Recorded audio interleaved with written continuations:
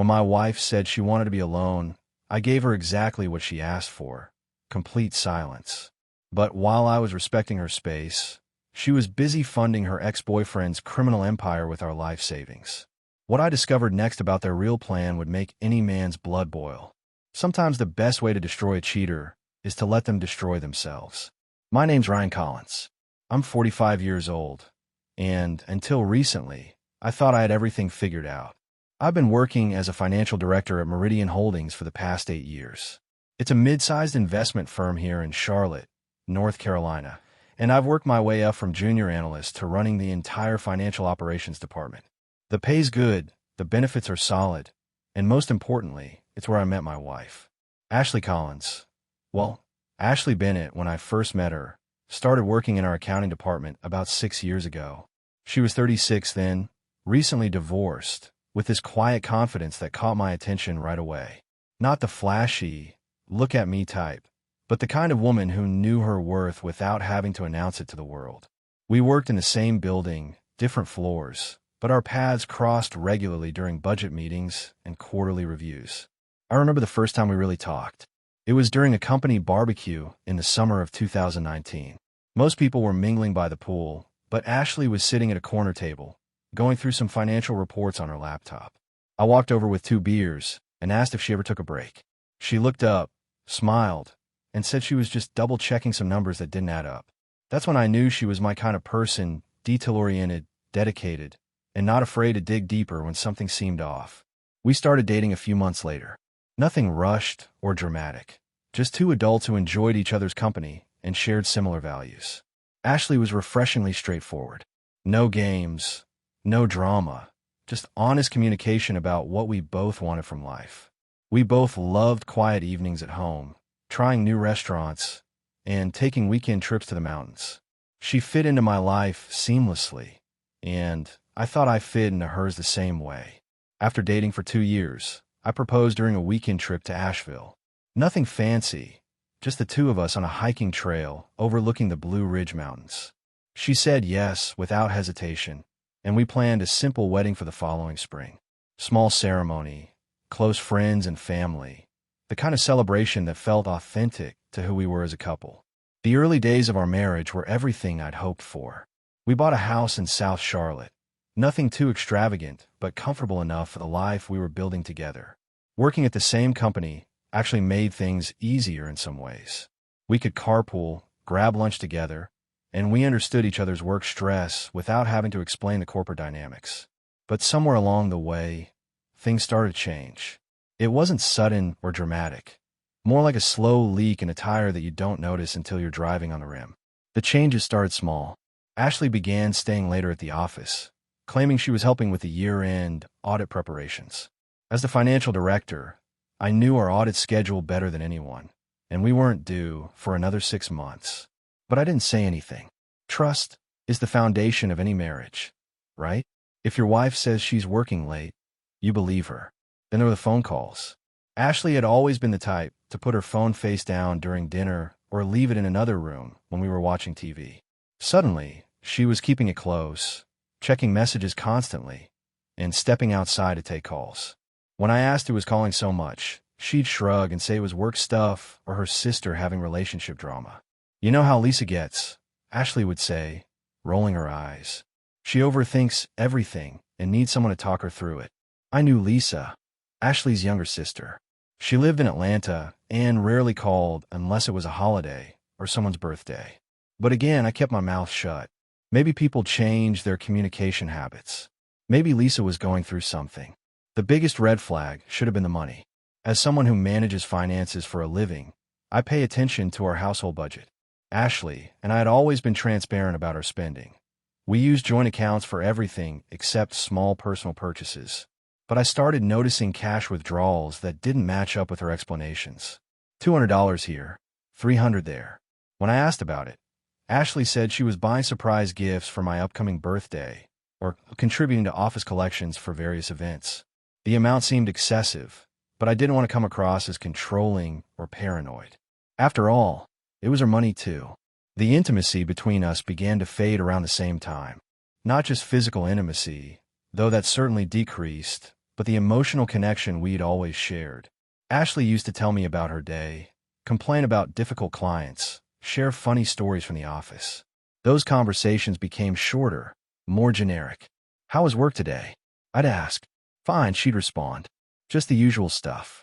She stopped asking about my day entirely.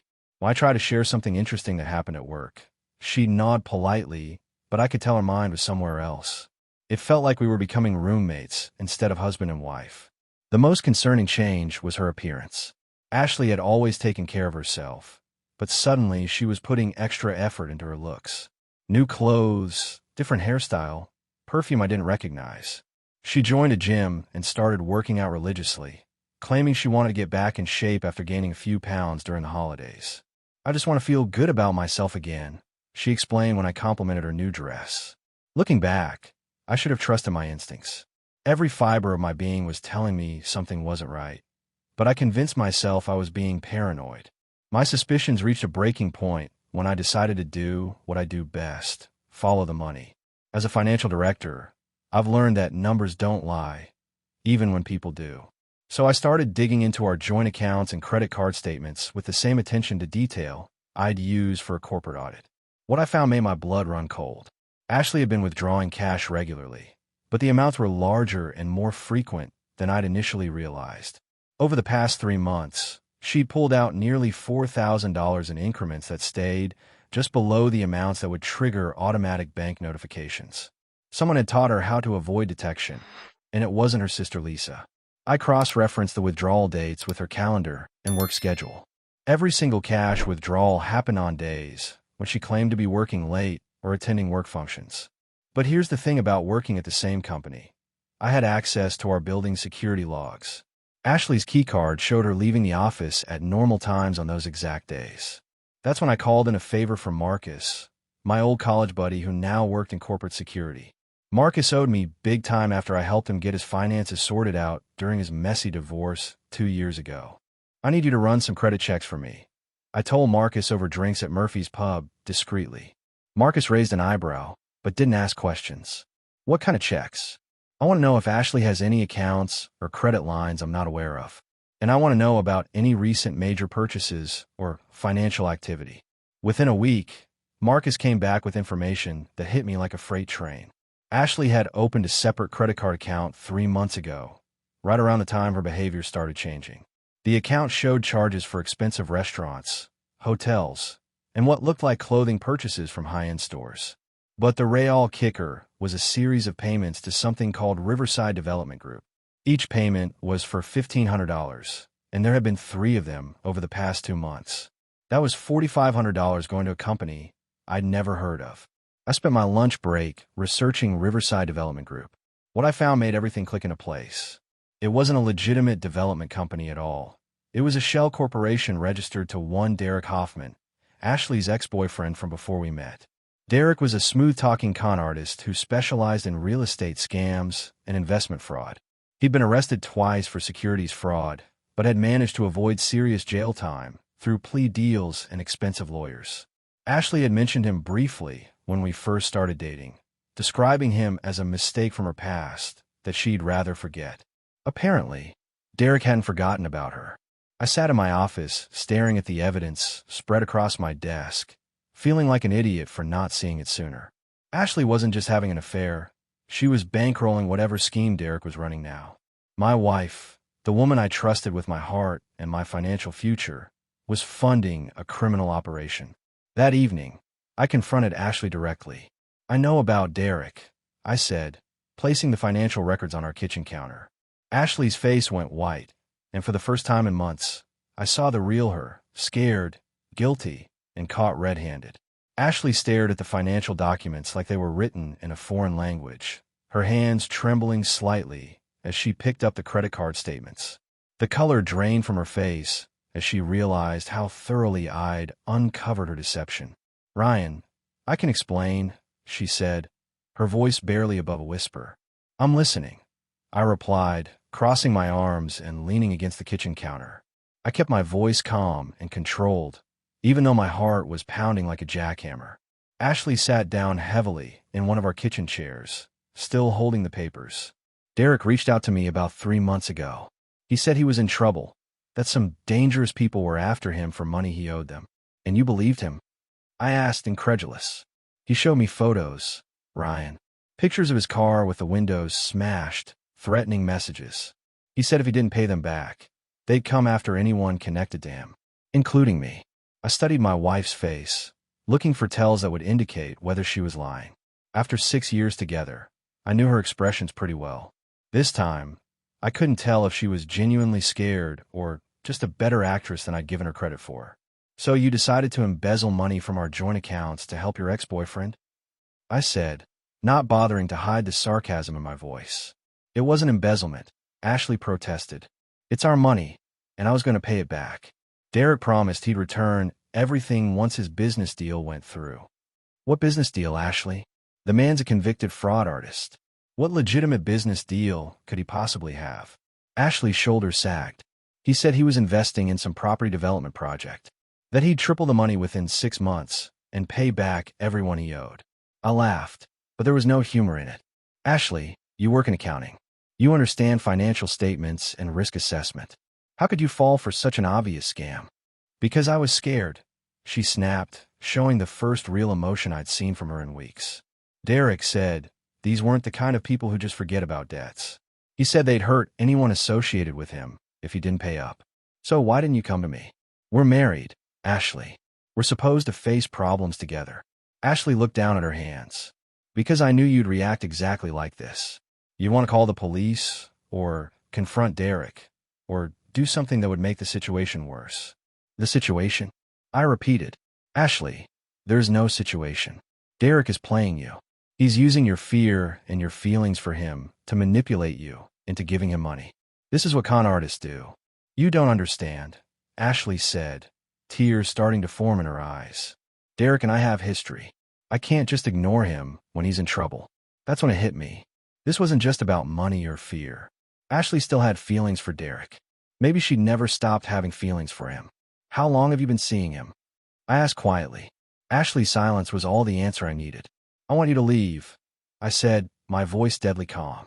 Pack a bag and stay somewhere else tonight. We'll figure out the rest tomorrow. Ryan, please. Leave, Ashley. Before I say something we'll both regret. She left without another word, and I poured myself 3 fingers of bourbon and sat in my study, staring at the evidence of my wife's betrayal. Ashley returned the next evening with red, swollen eyes and a suitcase. She'd spent the night at her sister's place in Charlotte, probably getting coached on what to say to me. I was sitting in my home office when I heard her key in the front door. Ryan, she called out hesitantly. In here, I replied, not bothering to look up from my computer screen, where I was researching divorce attorneys. Ashley appeared in the doorway, looking smaller and more fragile than I'd ever seen her. Can we talk? About what? About how you've been lying to me for months. About how you've been stealing our money to fund your ex-boyfriend's criminal enterprise. Or about how you've been meeting him behind my back. It's not what you think, Ashley said, stepping into the room. Derek and I aren't. We're not together like that. I finally looked at her. Then explain it to me, Ashley. Make me understand why my wife has been living a double life. She sat down in the chair across from my desk, wrapping her arms around herself like she was cold. Derek is in real trouble, Ryan. The people he owes money to aren't just creditors. They're dangerous. So you keep saying. But that still doesn't explain why you chose to help him instead of coming to your husband. Ashley was quiet for a long moment. When she spoke, her voice was barely audible. Because I still care about him. There it was. The truth I'd been dreading but expecting. I see, I said, leaning back in my chair. And what about me, Ashley? Do you still care about me? Of course I do. Ryan, you're my husband. I love you. But you love him too. Ashley's silence confirmed what I already knew. I stood up and walked to the window, looking out at our neighborhood where everything appeared normal and peaceful. What do you want from me, Ashley? Do you want me to forgive you? Do you want me to help Derek out of whatever mess he's gotten himself into? Do you want us to pretend this never happened and go back to playing house? Ashley started, then stopped. I need some time to figure things out. I need space to understand what I'm feeling and what I want. I turned to face her. You want to be alone? Yes, she whispered. I want to be alone for a while. Something inside me clicked into place at that moment. The hurt and anger I'd been carrying around crystallized into something colder and more final. Fine, I said calmly. You want to be alone? Then you'll be alone. I decided not to talk to you anymore. Ashley looked confused. What do you mean? I mean exactly what I said. You want space. You've got it. All the space you could ever want. Ryan, that's not what I meant. It's exactly what you meant, Ashley. You want the freedom to figure out your feelings for Derek without having to deal with the inconvenience of a husband who actually loves you. I walked past her toward the door of my office. Take all the time you need, but don't expect me to be waiting around when you've made your decision. The next few weeks were the strangest of my life. Ashley and I lived in the same house, but existed in completely separate worlds. I kept my word. I stopped talking to her entirely. No good mornings, no asking about her day, no casual conversation over dinner. When communication was absolutely necessary, I left notes. Rent is due tomorrow. I've already transferred the money. Ryan, your dry cleaning is on the hall table. Ryan, we'll be working late Thursday. Don't wait up. Ryan. At first, Ashley seemed relieved by the arrangement. She'd give me small, nervous smiles when we passed in the hallway, but I'd look right through her like she wasn't there. She continued her pattern of leaving early and coming home late, presumably to meet with Derek or handle whatever crisis he'd invented this time. But after about 2 weeks, something changed. Ashley started lingering in rooms where I was present. She'd stand in the kitchen doorway while I made coffee, obviously wanting to say something, but not knowing how to break the silence. She'd clear her throat or open her mouth like she was about to speak, then think better of it and walk away. One evening, I was grilling burgers on our back patio when Ashley came outside with a beer and sat at our outdoor table. She didn't say anything, just sat there watching me cook. The silence stretched on for 20 minutes before she finally spoke. You haven't asked me where I've been going. I flipped the burgers without looking at her. Ryan, I said you haven't asked where I've been going. I continued grilling, completely ignoring her presence. This is ridiculous, Ashley said, her voice rising slightly. We can't live like this forever. I plated the burgers, took one for myself, and walked back into the house, leaving her sitting alone on the patio. The breakthrough came 3 weeks into our silent standoff. I was in my home office, working on quarterly reports, when Ashley knocked on the doorframe. Ryan, we need to talk. I didn't look up from my computer. Please, she said, her voice breaking slightly. I can't take this anymore. I kept typing. I said I wanted space, but I didn't mean for you to shut me out completely. This isn't what I wanted. Finally, I stopped typing and looked at her. What exactly did you want, Ashley? You said you wanted to be alone, so I'm letting you be alone. I wanted time to think, not for you to act like I don't exist. You've had 3 weeks to think. Have you figured it out yet? Ashley's eyes filled with tears. It's complicated. No, it's not complicated at all. You're in love with 2 men, and you want to keep both of us around while you decide which one makes you happier. That's not complicated. That's selfish. That's not fair. Fair. I laughed, but there was no humor in it. Ashley, you've been lying to me for months, stealing our money, and carrying on an emotional affair with your ex-boyfriend. And you want to talk about fair?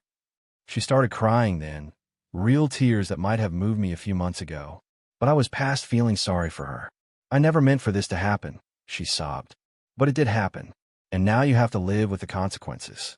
A month into our Cold War, Ashley finally broke. I was coming home from work when I found her sitting on our front steps, tears streaming down her face. She looked like she hadn't slept in days. Ryan, please, she said, standing up as I approached the door. We need to talk. I walked past her and unlocked the front door without acknowledging her presence. I can't take this anymore, Ashley continued, following me inside. You're treating me like I'm invisible. I headed straight to my office, but Ashley blocked the doorway. I ended it with Derek, she said desperately. It's over. I told him I couldn't help him anymore. I tried to step around her, but she grabbed my arm. Ryan, I'm talking to you. Finally, I looked at her. Are you? What's that supposed to mean? You say you ended it with Derek, but I know you saw him yesterday. Your car was parked outside his apartment building for 3 hours. Ashley's face went pale. How did you? I had Marcus follow you. Turns out Derek's been living in subsidized housing while you've been funding his lifestyle. Interesting business model he's got there. Ryan, I can explain. You went there to break up with him, but ended up staying for 3 hours. What exactly happened during those 3 hours, Ashley? She couldn't meet my eyes. We talked. You talked. For 3 hours. In his apartment. It's complicated. It's really not. You're still in love with him, and you can't let go. Even when you try to choose me, you end up choosing him. Ashley started crying harder. I don't know what's wrong with me. I love you, Ryan. I really do. But when I'm with Derek, I feel like a different person. Yeah, I said quietly. You feel like a criminal. That hit her like a physical blow. That's not fair. Fair? Ashley, you've stolen thousands of dollars from our joint accounts to fund a con artist lifestyle. You've lied to me every single day for months. You've been having an affair, and now you want to talk about fair. I never slept with him, she whispered. You think that makes it better? You've been emotionally cheating on me, financially supporting another man, and lying about it constantly. In some ways, that's worse than just sleeping with him. Ashley collapsed into the chair by my desk. What do you want me to do? I want you to leave. Leave the house. Leave my life. File for divorce, Ashley. We both know this marriage is over. But I love you. No, you don't. You love the security I provide. You love having a stable husband to fall back on while you chase excitement with Derek. But you don't love me. Ashley looked up at me with red, swollen eyes. How can you say that? Because if you loved me, you never would have done any of this. After Ashley finally moved out, I started drinking. Not just a beer after work or wine with dinner, but serious drinking. The kind that starts with bourbon at lunch and ends with whiskey as a nightcap. It began innocently enough. I'd come home to an empty house that still smelled like Ashley's perfume, and the silence was deafening. A drink helped numb the sting of walking past the guest room where she'd been sleeping, or seeing her coffee mug still in the sink. But one drink became 2, then 3, then half a bottle. Soon I was bringing a flask to work, adding whiskey to my morning coffee, and taking extended lunch breaks at Murphy's Pub. Marcus noticed first. You're looking rough, buddy, he said during one of our lunch meetings. When's the last time you went home sober? I'm fine. I lied, signaling the bartender for another round. No, you're not. You're drowning in a bottle, and it's starting to show. He was right. I'd been late to 3 client meetings, missed a deadline for quarterly reports, and my boss had already asked if everything was okay at home. The wake-up call came on a Tuesday afternoon when I nearly drove my car into a telephone pole leaving the office. I'd had 4 drinks at lunch and was in no condition to drive, but I did it anyway. The close call scared me enough to pull over and call an Uber. Sitting in the back seat of that rideshare, I realized I was becoming someone I didn't recognize. Ashley's betrayal had broken something inside me, and instead of dealing with it like a man, I was drowning my problems in alcohol. That evening, I poured every bottle of liquor in my house down the drain. I called Marcus and asked him to be my accountability partner. I made an appointment with a therapist, something I resisted because I thought I could handle everything on my own. Drinking won't bring her back, Dr. Reeves told me during our first session, and it won't make the pain go away. It just postpones dealing with it. I know, I admitted, but facing it head-on feels impossible. The alternative is losing everything else too. Your job, your health, your self-respect. Is Ashley really worth all that? She wasn't. No woman was worth destroying myself over, no matter how much I'd loved her. Recovery wasn't easy. I had to rebuild my professional reputation, repair relationships with colleagues who'd watched me spiral, and learn how to live alone without numbing the loneliness. But I did it. And in the process, I discovered something important. I was stronger than I'd given myself credit for. Ashley's betrayal had nearly broken me, but it hadn't destroyed me. I was still standing, still fighting, still worth something. That realization would prove crucial for what came next. 3 months after Ashley moved out, Marcus came to me with information that changed everything. Derek hadn't just been scamming Ashley for money. He'd been setting her up for something much bigger. You need to see this, Marcus said, spreading documents across my kitchen table. Derek's been planning to use Ashley's access to our company's financial systems. I studied the papers. Derek had detailed information about Meridian Holdings' client accounts, security protocols, and transfer procedures. Information that only someone with Ashley's level of access could have provided. He was planning to embezzle from our clients? I asked. Worse, he was going to frame Ashley for it. Look at this. Marcus showed me emails between Derek and an unknown third party discussing how to make Ashley the scapegoat for a major financial theft. They planned to steal nearly $500,000 from client accounts and leave a digital trail pointing directly to Ashley. When was this supposed to happen? Next week. Derek's been stringing Ashley along for months, getting her to provide more and more sensitive information under the guise of needing help with his business problems. I felt sick. As angry as I was at Ashley, I couldn't let her be destroyed by Derek's criminal scheme. Despite everything she'd done to me, she didn't deserve to go to prison for his crimes. We need to warn her, I said. Ryan, she betrayed you. Why would you help her now? Because she's still my wife. And because Derek's the real criminal here. I called Ashley that evening. She answered on the first ring, sounding surprised to hear my voice. Ryan, what's wrong? Ashley, you need to listen to me carefully. Derek is planning to frame you for embezzlement. He's been using the information you gave him to set up a theft from our company's client accounts. That's impossible. Derek wouldn't. Ashley, I have documentation. Email trails, financial records, the whole plan. You need to cut all contact with him immediately and come in to talk to our security team. There was a long silence. Are you serious? Dead serious. Meet me at the office tomorrow morning. Bring everything Derek ever gave you, every document, every flash drive, every piece of paper. We need to build a case against him before he destroys you. Ashley started crying. Ryan, I'm so sorry. I never meant for any of this to happen. I know. But right now, we need to focus on keeping you out of prison. The next morning, Ashley and I sat in the conference room with Marcus and our company's legal team. She turned over everything Derek had given her, including detailed plans for accessing client accounts and transferring funds to offshore accounts. He told me it was for a legitimate investment opportunity. Ashley explained through tears. He said he needed the account information to verify our company's credibility with potential investors. Within hours, we had enough evidence to turn Derek over to the FBI. He was arrested that afternoon, and the investigation revealed he'd been running similar scams in 3 other states. Ashley kept her job, but our marriage was still over. Saving her from prison didn't erase the months of lies and betrayal. The divorce was finalized 6 months later. Ashley and I split our assets evenly, and she moved to Atlanta to be closer to her sister. Derek was sentenced to 8 years in federal prison for multiple counts of fraud and conspiracy. I kept the house but sold most of the furniture. Too many memories attached to everything. I wanted a fresh start, and that meant getting rid of anything that reminded me of the life Ashley and I had built together. The drinking was behind me. Dr. Reeves had helped me understand that Ashley's betrayal wasn't a reflection of my worth as a man or a husband. Some people are just broken in ways that make them incapable of honest relationships. You can't fix someone who doesn't want to be fixed, Dr. Reeves told me during one of our sessions. And you can't love someone into being trustworthy. Work became my focus. I threw myself into rebuilding my professional reputation and earned a promotion to senior financial director. The company valued my loyalty and the way I'd handled the Derek situation.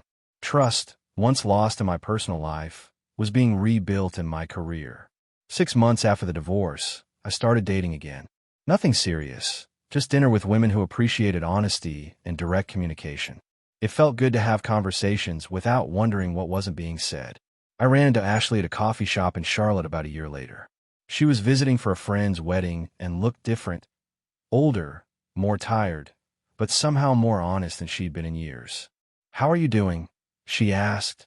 I could tell she genuinely wanted to know. Good. Really good, actually. You, better. Therapy helps. And being away from Derek's influence helped me realize how far off track I'd gotten. I'm glad you're doing better, Ashley. Ryan, I owe you an apology. Not just for the affair or the money, but for taking you for granted. You deserved better than what I gave you. Yes, I did. But I learned something important from all this. What's that? I learned that I'm stronger than I thought, and that I won't settle for anything less than complete honesty in a relationship. Ashley nodded.